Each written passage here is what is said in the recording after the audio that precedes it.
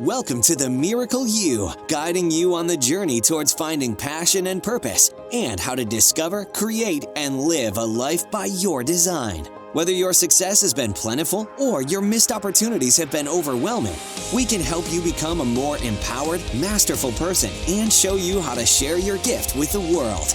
It's time to inspire change from within with the host of the Miracle You, Vince Kramer. Hello, imagination. I'm Vince Kramer, your host, and welcome to the Miracle You, where you learn about the magic of living your life by finding the example in real life. There are so many different ways for us to connect to guidance. In our upcoming book, Moments of Choice, we talk about guidance and the importance of connecting and the information that's available. But how you connect to your guidance, where you get the information, how you are able to quiet your mind long enough to see or hear the messages, see or hear the promptings, is really an individual thing. Every one of us has to find a way that we feel comfortable with tapping into the information that's available to us.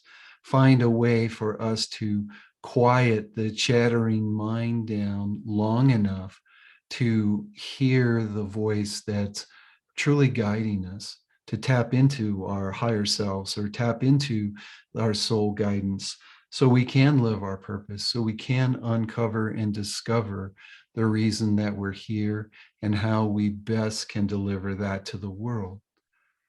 So find your way. Find the teacher that might help you with meditation. Find the teacher who might help you with being able to channel the guidance in. Notice what's in your mind. Notice the quiet voice, because that's where you're going to find your guidance. That's where you're going to find your direction to live who you are fully, to live the life that you're meant to live. I'm with Neil McKinlay today. Neil is an embodied meditation teacher who has been practicing his entire adult life, reflecting a long-standing interest in how this works enriches and is enriched by our everyday lives. He offers a range of resources that encourage and empower us. He was introduced to meditation as a teenager. While perched on a rolled-up sleeping bag, a swim coach taught him how to sit still, close his eyes, and recite a mantra. Intrigued, he passed the next few years exploring a range of contemplative traditions. Meditation has always beckoned, though, and he has spent today and more than 20 years of his life immersed in somatic and body-based practice. Through all of this, Neil has been a parent, partner, author, and competitive swim coach. Each of these roles has, in their own way, showed him that meditation specifically and spirituality more generally is not something to be left on the cushion or stored in the shrine room.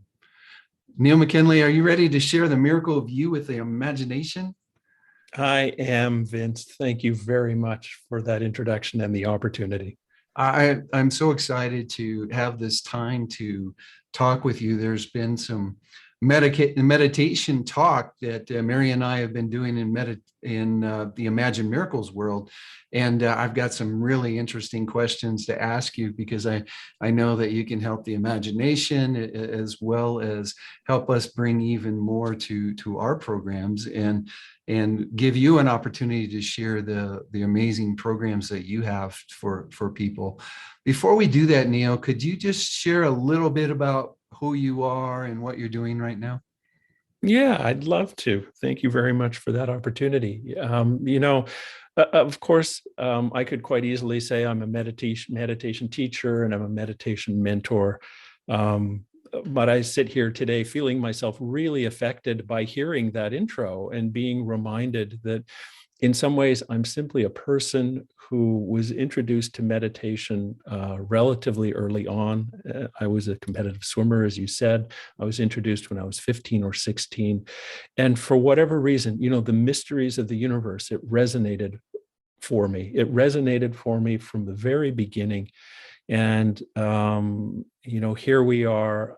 I don't even know how many years later, decades later, and it continues to resonate. And now it's, the work that I share with the world. Whether I do in-person teaching, I do online teaching, I offer mentorship, I do a podcast. It's work that I share with the world in a wide variety of ways, believing that there's a wide variety of ways that people enter the practice, a wide varieties of ways that are appropriate for each of us to find our way in. And so I try to meet that reality with what I share. And beyond that, I live in Victoria, British Columbia with my wife and daughter, and spend a lot of my time trying to be a little bit more present to this world and a little bit more kind in this world. Oh, and that's what we need for sure. Across the board, we need people to be present, especially, but kind and sharing your heart and bringing love to the world is so important. Where did it shift for you? What was the wake-up call that moved you into bringing the meditation work, as you say, the mentor, the teacher, but also the example, right? Mm-hmm. What was a wake-up call that got you to move into that more fully? Well, there was a number of wake-up calls over the years, and the most recent and maybe the most dramatic was just a number of years ago. As a teacher of meditation, as a meditation mentor, I'm also a student of meditation. And about 30 years ago, I started working with a couple of successive communities. Both of them are rooted in Tibetan Buddhism. They provided opportunities to engage formal curriculum, to do long retreats. And around about 2016, my relationship with the second of these communities started to fray. I started to feel uncomfortable with the way that the leader was treating his senior students. And in 2018, I became part of a kind of inner circle of the senior-most people there, and my discomfort intensified. What I say to people, Vince, is it was like I got to the end of the yellow brick road. I went into the wizard's castle. We pulled back the curtain, and what I saw, I really, really didn't like. It became apparent that in spite of what I believed, in spite of what I'd been told, in spite of what I'd told other people as a leader in that community, what was driving that situation was not the teachings and not the practice and not the well-being and the development of students, but the whims and the impulses of the leader. And the extent that he was willing to go to assert these whims and impulses was really appalling to me. It was an environment characterized by manipulation, by disempowerment, by disrespect that got to the point where it seemed at times like he held his senior-most students, the people who had been with him the longest and most devoted, he held them actually in contempt. And through 2019, I struggled with this. I struggled with the dissonance between what I thought was going on and what I was beginning to see. I struggled with the agony of having my own inner intelligence, my own sense of what was going on, constantly undermined, which seems perverse to me because spiritual work is really, in my mind, when you get right down to it, about developing our relationship with that intelligence, but it was constantly being undermined. And so I struggled, and at a certain point, I couldn't take it anymore. My mental and physical state of beings were both so compromised that I had to leave. And so in February of 2020, early 2020, I left. And that was the turning point for me. That moment of departure was the turning point for me. Awesome. Thank you for sharing that. So often we are given our teachers to help us on the journey, but then along the way, we either find that we're being called to go beyond that, or we find that we actually outgrow the teacher in many ways in an understanding. And I think you've shared that with us extremely well. So you got to that point in early 20. What was the direction that you decided to go, and what was the pull for you? The first thing, I think I don't think it was the direction I decided to go. I think it was something that definitely evolved. was revealed to me. Much while there was a lot of relief in leaving the situation because the situation was so problematic, the sense of loss that I went through was overwhelming. I mean, I lost a community event, I lost a path, peers, livelihood, trust, confidence, direction, and I had no idea what to do. I walked a lot. I stared out the window a lot. I laid on the floor a lot, and I meditated, which is, I mean, that maybe sounds like a logical response, but I can't really tell you why I meditated. A lot of my former peers stepped away from the practice for a while. I stepped towards it in a simpler and less expectant approach than I'd engaged before, but I stepped towards it. Every day I turned my attention, I settled in, I received what was waiting to show itself. And those familiar with Buddhist meditation would say, well, that sounds like meditation. I've just given a very traditional description of meditation as having two phases: a phase where we turn our attention and we settle, and a phase where we receive and we witness. What surprised me about this, Vince, was three things. What I found myself turning my attention toward was not the breath. I thought I was like, okay, I'm going to turn my attention to the breath. But again and again, I was turning my attention and settling into that lostness. The second thing that surprised me was that what was revealed when I did this, what I received and what I witnessed, often spoke directly to what was going on in my life, often spoke directly to that lostness. And then the third surprise was that all this suggested a third phase of meditation to me, one in which we let the revelation that comes out of settling actually guide me in my life. And so that's what I started to do. I didn't know what else to do. I didn't have anything else to do.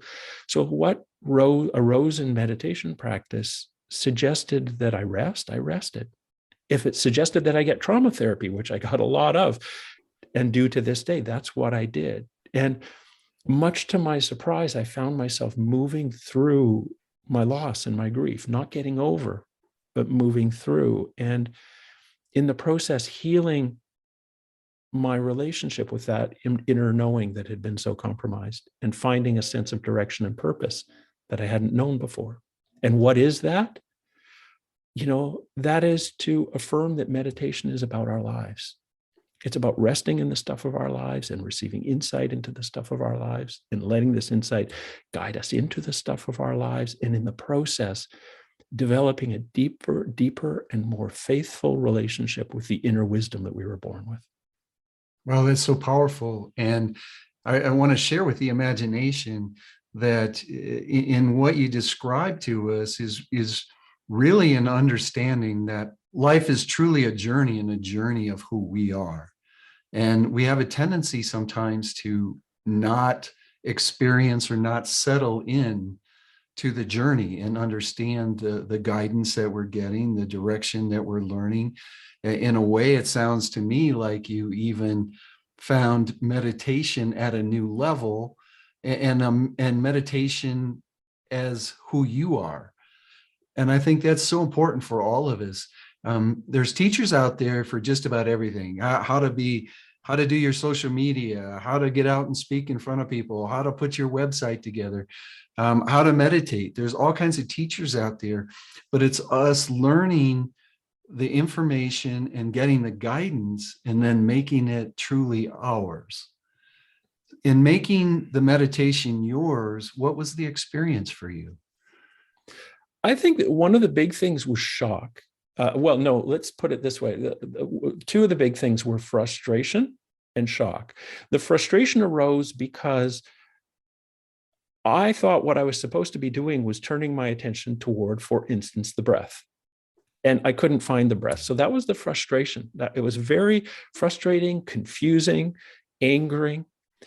And then when I began to realize these threefold things that were happening, these threefold surprises that were happening, and began to see how the revelation that comes out of the settling in practice actually has something to say about finding my way through what's going on for me,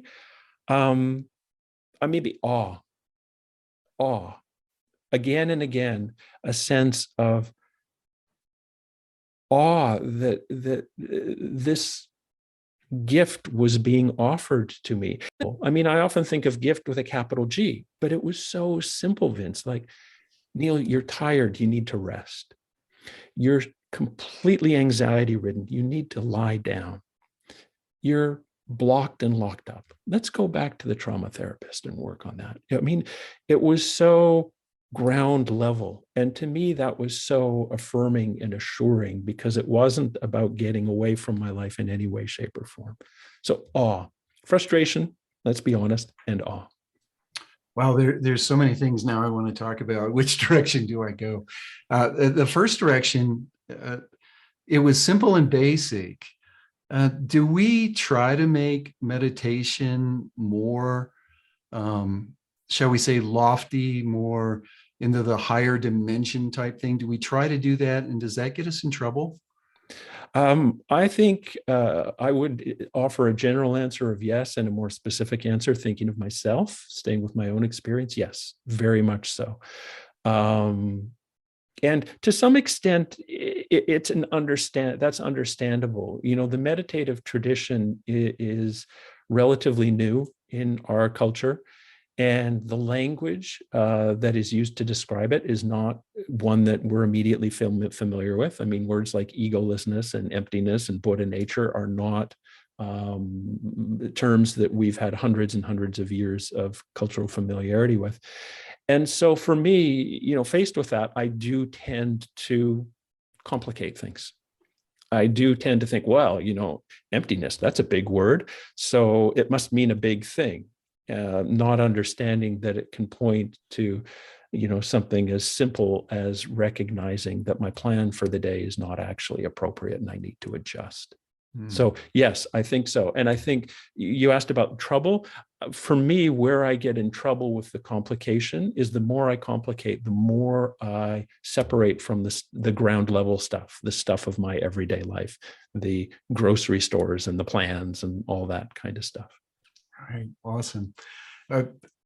I'm going to jump out of a real flow for this, because I've got different areas that I want to talk about, and I think it's important for the group to hear this. So the next thing I want to ask is,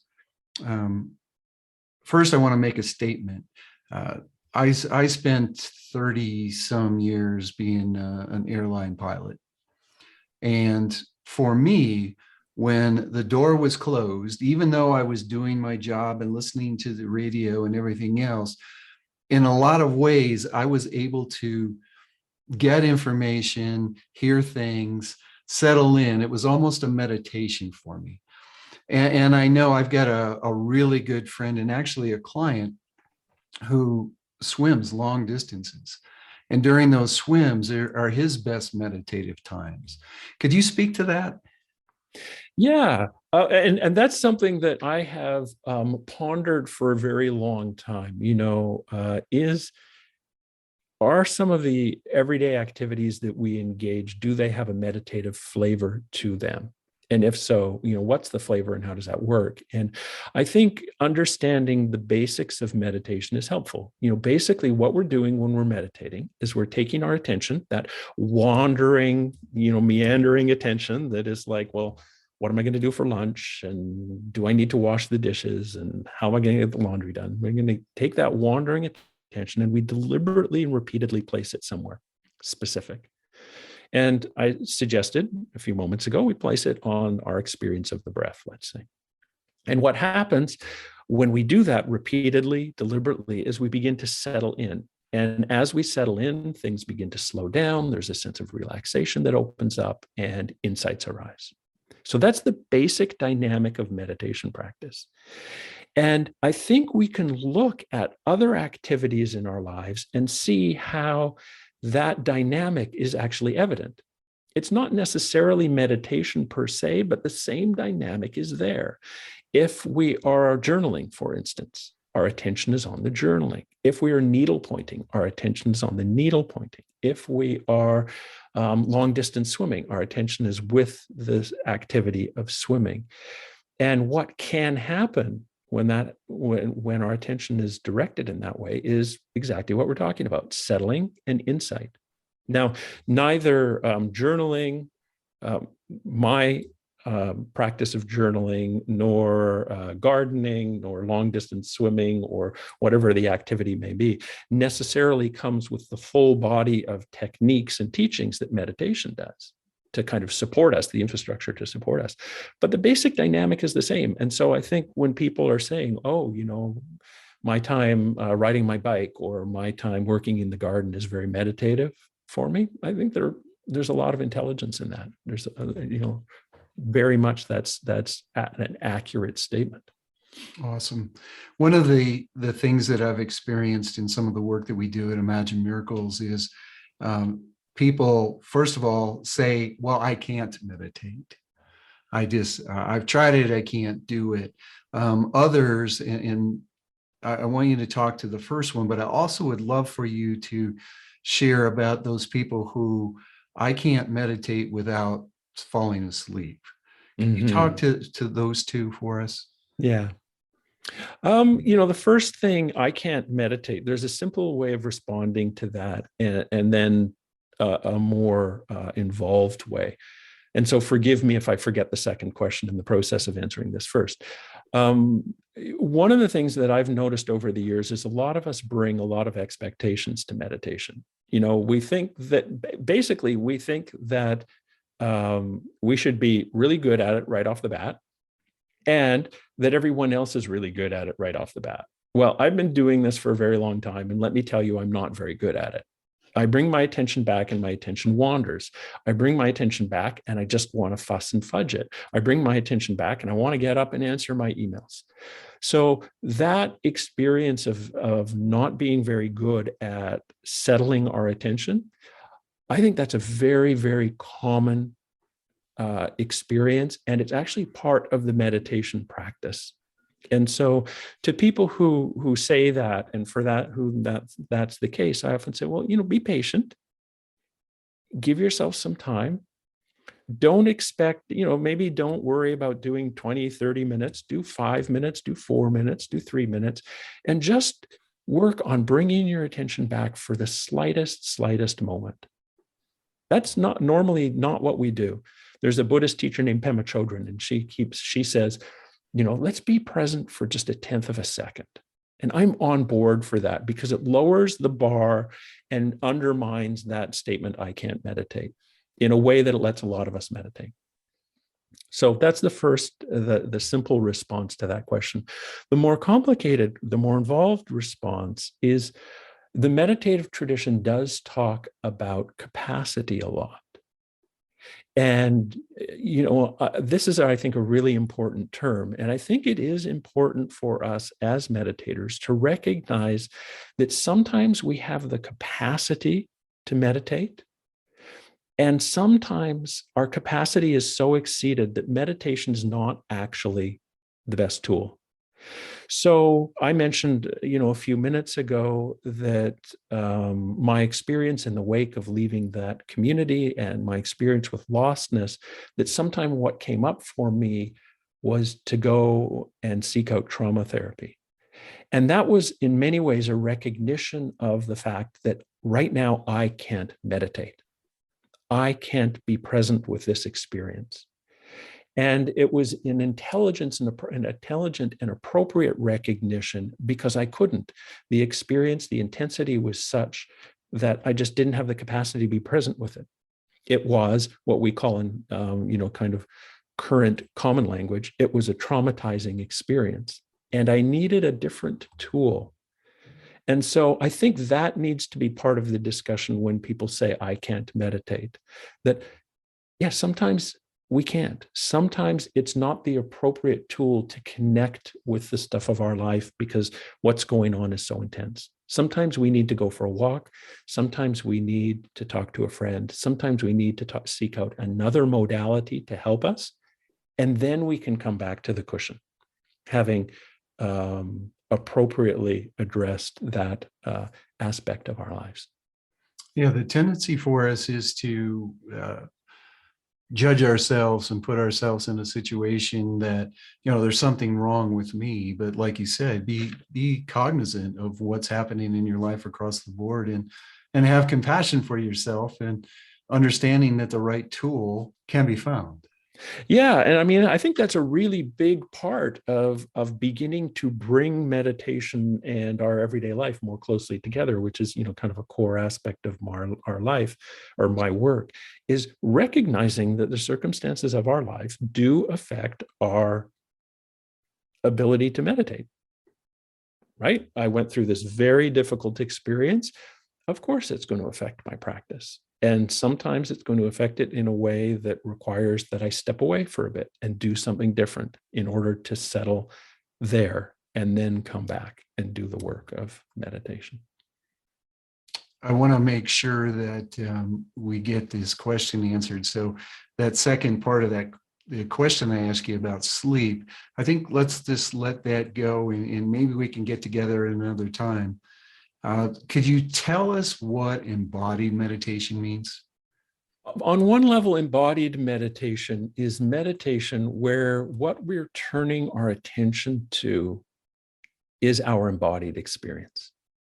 So instead of turning our attention to, say, a mantra or a visualization or a phrase, all of which are legitimate, what are called objects of meditation, where we can turn our attention. In embodied meditation, we turn our attention toward the stuff of our embodied experience, this apparently bounded body, the body of the sense perceptions that connects us with life, the universe, and everything, and the body of the earth that supports us. And in so doing, what that does in my experience is it connects us or encourages us to develop a deeper connection with the stuff of our everyday lives, the ground level stuff of our everyday lives that we were talking about a few moments ago. I think that's so powerful. One of the things that I found myself doing, especially earlier in my practices, was trying to move to a different level, trying to be floating out there somewhere in the spiritual world, the fifth dimension, or whatever that people talk about. And what I found was that I'm a 3D human, and I have to bring all of that into this world. And it's okay for me to grow and expand, but I still have to live in the world here. And you described that so well with the embodied meditation. So I appreciate you sharing. Believe it or not, Neil, we're close to the end of our time, and I would love for you to share a piece of parting guidance with imagination. A piece of parting guidance. I think I'd like to keep it really simple. This thread that we've touched upon, honoring, acknowledging, connecting with the stuff of our lives. I'm well aware that all of us have really full lives where we've got a lot that we're trying to deal with on a day-to-day basis. So let's keep it simple. And that would be just an encouragement for all of us to take time to slow down, takes time to touch into whatever's going on with us. And through this slowing down and touching in, take time to just connect in a deeper way with the inner knowing, that deep sense of innate resourcefulness that's there for all of us. Slow down, touch in, and deepen that relationship. And we can do this while we're meditating. We can do it while we're walking. We can do it while we're sitting on the couch. We can do it while we're waiting for the rice to boil, just for a few moments in the course of our otherwise busy day. True guidance that will change each and every one of our lives. Could you share, there's so much more to you and so much more that you offer, and the podcast being so short definitely didn't do it any justice. Could you share with everyone how they can learn more about you, get in touch with you? Well, as you said, because the work that I do to educate and encourage and empower, it's such a broad agenda. There's a lot out there, guided meditations and writings and podcasts. There's a subscription-based online gathering community, which is really the deep dive that myself and other practitioners are taking together. But because it's such a broad umbrella, I think the best way is to go to my website, which is neilmckinlay.com. I am a rare McKinlay that ends with an L-A-Y, not an L-E-Y. But if you go to the website, you check in, you check it out, you'll get a good overview. And then if you're so inclined, sign up to my newsletter, and that'll give you a gradual introduction to what I'm doing. It'll keep you abreast of coming events. It'll share special offers and deals. And maybe most importantly, every month when that newsletter arrives in your inbox, it'll remind you, oh yes, maybe meditation has something to offer my life. A lot of people say that's the value of the newsletter.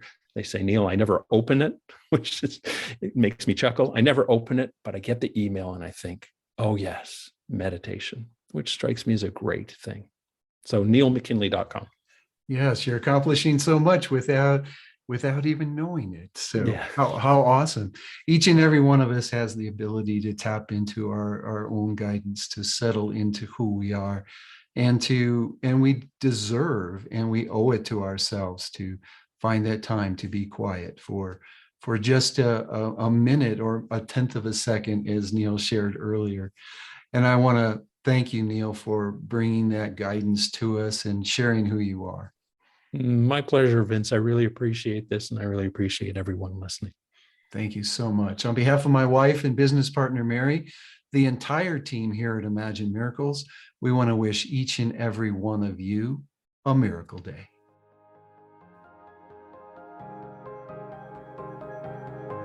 You've completed this episode of The Miracle You, but we have plenty more to help you discover your own personal passion and purpose. Head over to themiracleyou.com for free resources to assist you on your journey, as well as register for our free webinar, Discover Your Miracle Life, 3 Mind Awakening Steps Toward Your Unique Purpose, or apply for a one-on-one Your Life, Your Way breakthrough session and discover your next best step on your journey. All available exclusively on our website. That's themiracleyou.com. We look forward to sharing more experiences of passion, purpose, and life by design next time, right here on The Miracle You.